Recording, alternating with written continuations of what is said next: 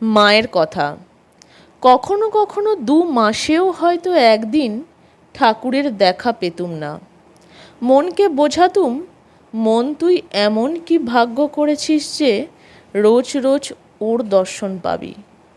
দাঁড়িয়ে দাঁড়িয়ে দরমার বেড়ার ফাঁক দিয়ে কীর্তন শুনতুম। পায়ে বাদ ধরে গেল। তিনি বলতেন, বুনো পাখি খাঁচায় রাত দিন রাখলে বেঁতে যায়, মাঝে মাঝে পাড়ায় বেড়াতে যাবে। রাত 4টের সময় নাইতুম। নহবতের নিচে একটুখানি ঘর, আর তাতে জিনিসপত্রে ভরা।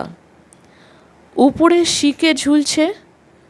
রাতে শুয়েছি, মাথার উপর হাঁড়ি কলকল করছে। ঠাকুরের জন্য শিঙি মাছের ঝোল হতো কি না, তবুও কোনো কষ্ট জানি না, কেবল শৌচে যাবার কষ্ট।